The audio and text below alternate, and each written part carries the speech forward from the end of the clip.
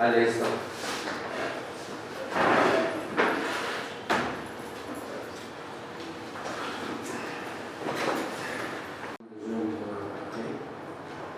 Nous allons appeler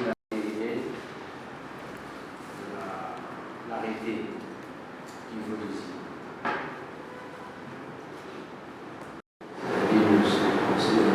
Qui matérialise le conseil d'administration est censé être présidé par son président.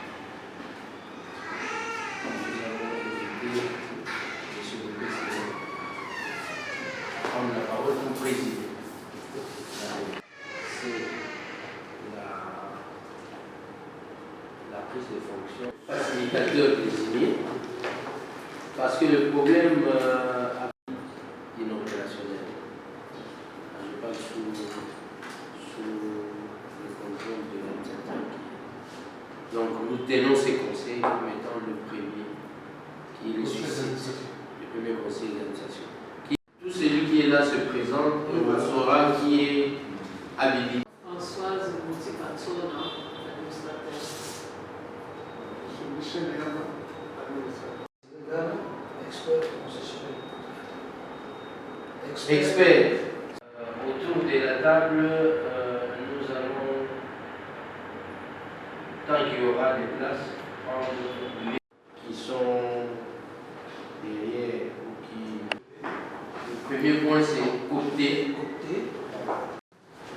Vous introduire et vous dirigez à sortir.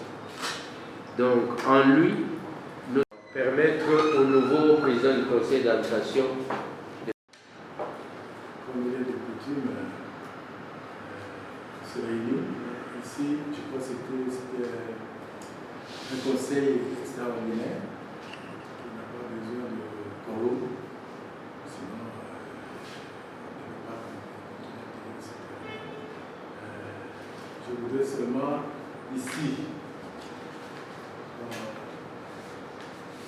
informer les membres du conseil que nous avons reçu un arrêté du ministre du portefeuille que je voudrais bien lire à l'attention de tout le monde.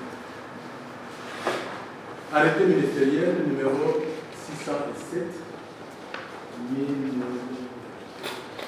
PF MK CMC AKM 2023 du 21 novembre 2023 du conseil d'administration et de la direction générale d'une entreprise du portefeuille de l'État dénommée Cimenterie Nationale, en sigle SINAT SA. Le ministre d'État, ministre du portefeuille, vu la Constitution telle que modifiée et complétée par la loi numéro 011-002 du 20 janvier 2011 portant révision de certains articles de la Constitution de la République démocratique du Congo du 18 février 2006. Vu l'acte uniforme tel que révisé en date du 30 janvier 2014 relatif au droit pour l'harmonisation en Afrique du droit des affaires OADA. Vu l'ordonnance numéro 22-002 du 7 janvier 2022 portant organisation et fonctionnement du gouvernement, modalités pratiques de collaboration entre le président de la République et le gouvernement, ainsi qu'entre les membres du gouvernement, vu l'ordonnance numéro 22-003 du 7 janvier 2022 fixant les attributions du ministère, considérant la nécessité de relancer et de redynamiser les activités de la SINAT SA en désignant une nouvelle équipe de gestion au regard de sa longue période de léthargie. Considérant la nécessité de préserver les intérêts de l'État dans la SINAT SA, vu l'urgence, arrête, article 1er, sont désignés membres du conseil d'administration des personnes ci appelées. M. Kanyonga Kabeya, président du conseil d'administration, M. Ilani Odon Laurent Flamand, directeur général, du conseil supérieur du portefeuille est chargé de l'exécution du présent arrêté qui entre en vigueur à la date de sa signature. Fait à Kinshasa le 21 novembre 2023 avec le Kaninda Maïna. Voilà le décret que nous portons à la connaissance des membres du conseil d'administration. Donc, mettant fin à notre rôle d'administrateur à la signature nationale. Je voulais juste remercier encore le président et les DG sortants pour le travail accompli. Je pense qu'on sera toujours en contact, on va rester en contact, on a toujours besoin des informations sur votre gestion, des conseils pour continuer à relever les défis. Le défi ne sera pas facile parce qu'on a pu un peu lire sur la Sénat.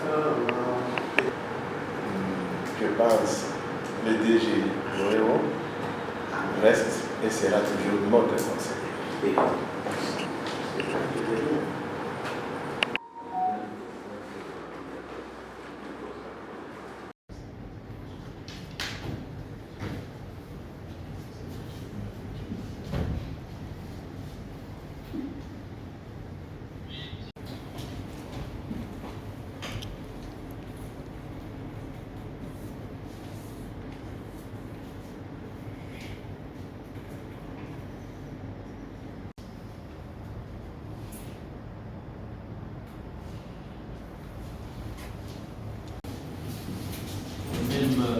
Geste, cette fois pour les directeurs généraux.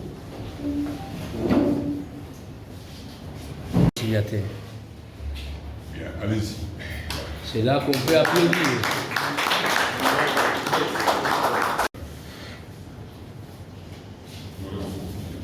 Vous aurez tout à l'heure le temps que nous puissions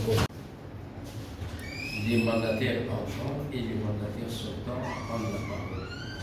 Nous allons commencer par le président du conseil d'administration sortant. Depuis ma mort, je voudrais remercier le Seigneur qui a permis que nous soyons en ce lieu, la cérémonie de remise de l'église, et puis celui qui nous a gardés pendant 12 ans, que nous étions là à présider le conseil d'administration et la direction générale. Et en plus, je voudrais aussi remercier Madame la ministre du Portefeuille qui nous a apporté un encadrement efficace pendant toute la durée. Et chaque fois que nous avons des problèmes, elle l'avoir pour donner des orientations et des solutions. Nous voulons aussi à ce moment remercier le directeur pour les sages conseils qu'il nous a donné de temps en temps. Le président. Le président, oui. C'est un directeur. Ils sont aussi de bonne foi. Et je suis content parce que c'est une équipe qui est complète, surtout que au niveau de l'exécutif. Moi, j'ai travaillé, nous avons travaillé sans un adjoint. Et c'était difficile. Pendant les 12 ans, je n'ai pas eu de congé. Donc j'étais tout le temps dans le stress. Je suis déjà dans la retraite, mais c'est seulement le mandat qui m'est gardé à la Sénat. Donc je suis de la famille. Et mes successeurs doivent être sûrs que compter sur mes conseils s'ils le demandent. Monsieur le PCA. On commence par remercier les autorités, notamment le président de la République qui a décidé que je prenne la fonction de PCA. Ça dit que nous donne quand même confiance pour dire qu'on peut travailler et s'engager, surtout s'engager par rapport au projet qui est énorme. Quand j'ai fait ma lecture sur la cimenterie, je me dis que ce n'était pas évident, il fallait vraiment s'engager. Donc je remercie les autorités, notamment la ministre du Portefeuille, le ministre de l'État, et vous le Président, parce que je suis sûr que vous allez nous accompagner. Déjà, si vous êtes là aujourd'hui, c'est parce que vous allez nous accompagner. Donc, c'est sûr que vos équipes n'hésiteront pas à nous accompagner et nous aurons éventuellement besoin de vous. Ce que je peux dire aujourd'hui, c'est que je prends l'engagement solennel de faire tout, de mettre mon intelligence, disons, au service de la cimenterie pour que nous puissions réaliser ces projets énormes, mais en équipe. disons l'équipe dirigeante de la cimenterie, bien sûr avec l'appui du ministère du portefeuille pour qu'on y arrive.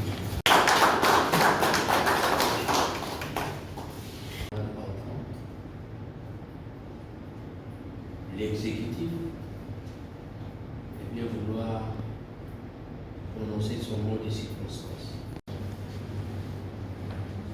Moi, c'est Monsieur Femme. Si ça peut dire quelque chose, vous avez déjà la suite. Je vais remercier le président de la République pour cette confiance qu'il a placée en ma personne et à notre équipe tout entière. À Madame la ministre du portefeuille, à vous aussi, le président et membre du Conseil supérieur du portefeuille. Je ne serai pas long, parce que nous sommes tenus à un devoir des résultats. Le résultat, c'est voir cet immense, cet éléphant qui s'est agenouillé devant des milliers de personnes, intelligentes ou sages. 12 années, 13 années, je ne sais pas, qui ne se relèvent pas. Nous avons ce devoir de pouvoir relever cet outil et donner du ciment pour la reconstruction de notre pays. Vous avez l'acier, sans ciment, vous ne pouvez rien faire. Mais si vous avez le 2, c'est la reconstruction. Et puis, ce qui m'a éclairé, de voir le ciment qui devait coûter $2, ça coûte déjà 10. Et à Chikapa, tout comme à Kananga, à Mbujimaï, ça va au-delà de $50 par endroit. Impossible de comprendre. Et pourtant, nous avons du calcaire un peu partout dans notre pays. Nous allons essayer de voir ensemble avec notre comité si nous ne pouvons pas procéder aussi à l'extension de notre SINAT qui a une vocation nationale.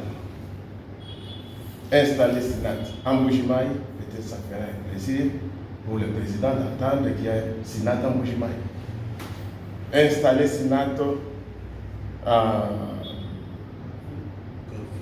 Bukavu, reprendre certaines installations, ou carrément faire naître encore une cimenterie à Bukavu. Et ainsi de suite, c'est-à-dire regrouper les provinces pour avoir une cimenterie nationale qui pouvait desservir 2-3 provinces à la fois, et à un prix national, démocratique. En fait, même les intrants, même les autres, nous sommes obligés aussi de pouvoir les retrouver sur place dans notre pays, à défaut de les importer dans d'autres pays, comme le gypse. Nous pouvons aussi, nous en avons. Question de faire le carottage, vérifier la teneur, ainsi de suite, soumettre cela aux analyses pour que le chimiste nous dise si c'est bon pour une utilisation dans la composition de notre ciment. Par notre conseil supérieur. Si vous ne nous accompagnez pas, tout ce que nous ferons, c'est nul. Ne soyez pas étonnés que nous allons échouer. Et à chaque fois, si nous frappons à votre porte, vous nous prêtez cette oreille attentive, nous allons progresser. Et en peu de temps, nous pouvons mettre sur le marché le premier sac de ciment que vous allez venir inaugurer. Nous ne sommes pas des warriors comme les autres, mais nous sommes des hommes tenaces. Nous devons atteindre notre objectif. Et nous le ferons. Avec vous, avec Madame la Ministre, avec le Président de la République, nous allons atteindre cet objectif. Je vous remercie.